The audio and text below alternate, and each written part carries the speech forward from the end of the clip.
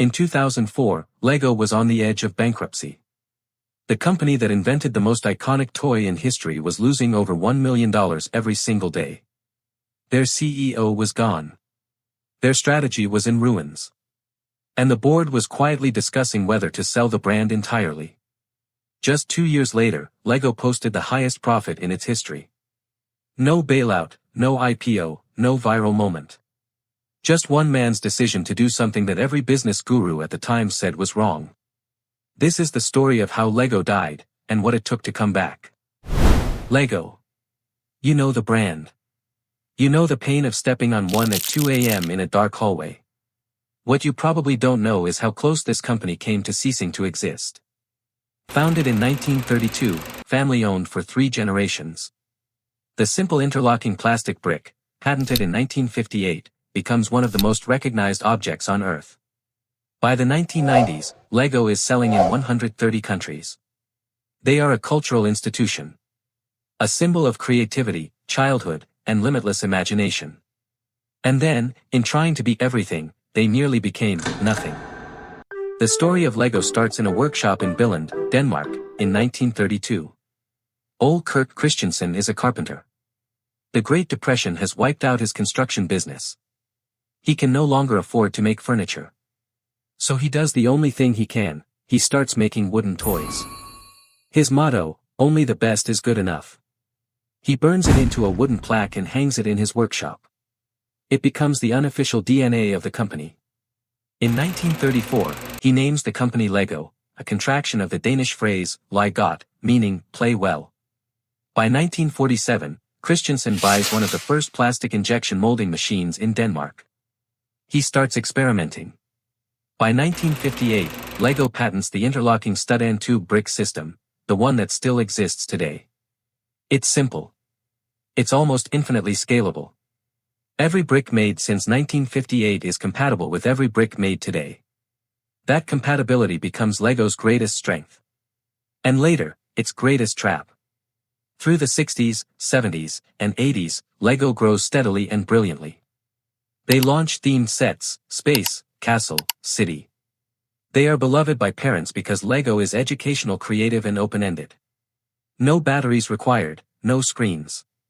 Just imagination. And then comes the 1990s, and everything changes.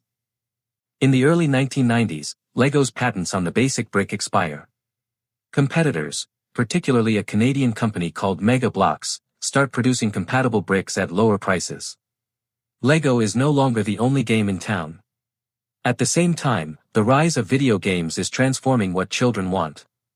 A generation that grew up with Super Mario and Sonic the Hedgehog is less interested in a box of plastic bricks. Lego's sales flatten, then dip. Management panics. And here's where they make the mistakes that nearly kill them. They diversify, wildly. They launch Legoland theme parks. They open Lego retail stores. They create a clothing line. They produce a TV channel called Lego Media. They develop a video game division. They introduce complex new product lines, including the disastrous Lego Scala, a jewelry line for girls that confuses everyone and sells to almost no one. By 1998, Lego posts its first ever annual loss. The response? Double down on diversification. By 2003, Lego has 11,000 different product elements, 11,000, when most experts say a company their size should have no more than 3,000. Their supply chain is strangling them. Their identity is blurred. In 2003, Lego loses $225 million. In 2004, they are burning through more than $1 million a day. The family that built this company over 70 years is facing the very real possibility of losing it. Gjeld Kirk Christiansen, the founder's grandson and then CEO, steps back. The board brings in the first outside CEO in Lego's history, a 35-year-old McKinsey consultant named Jørgen Vig Knudstorp. He walks into the building and does something radical. He listens. Knudstorp's first move isn't a new product. It's a question. He talks to employees, to retailers, to parents, to children. He asks, what is Lego actually for? The answer comes back the same every time, the brick.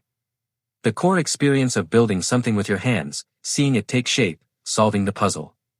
Not theme parks, not TV shows, not jewelry. The brick. So Knudstorp does the opposite of everything his predecessors did. He cuts, dramatically.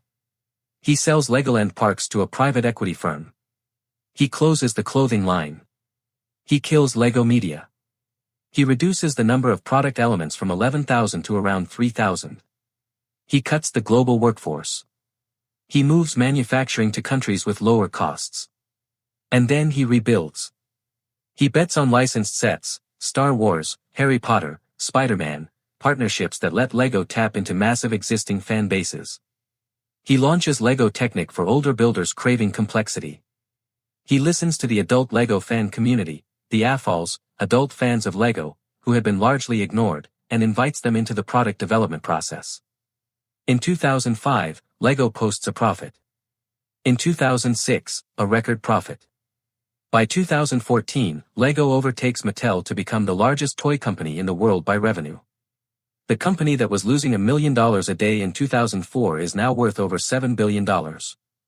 And then, just to complete the arc, in 2014 the Lego Movie is released. A feature film about the very toy that almost died. It grosses $468 million worldwide. The soundtrack's lead single, Everything is Awesome, becomes inescapable. Lego goes from near bankruptcy to a genuine cultural moment. In a single decade. Lego's turnaround teaches one of the most counterintuitive lessons in business: growth is not always the solution. Sometimes growth is the problem. When Lego was dying, they tried to grow their way out: more products, more parks, more lines, more everything. It accelerated the collapse. What saved them wasn't expansion, it was radical focus. Going back to the core. Understanding what made them irreplaceable, and relentlessly protecting it. There's a term for this: return to purpose. The most successful brand revivals in history share it. Strip away everything that isn't the essential thing. Then do the essential thing better than anyone on earth. Knudstorp didn't save Lego by inventing something new. He saved it by remembering what it was. A carpenter in Denmark in the middle of the Great Depression decided that only the best was good enough.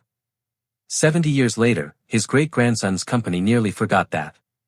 And a 35-year-old consultant had to remind them. The brick saved Lego. Not the parks, not the clothes, not the TV channel. The brick.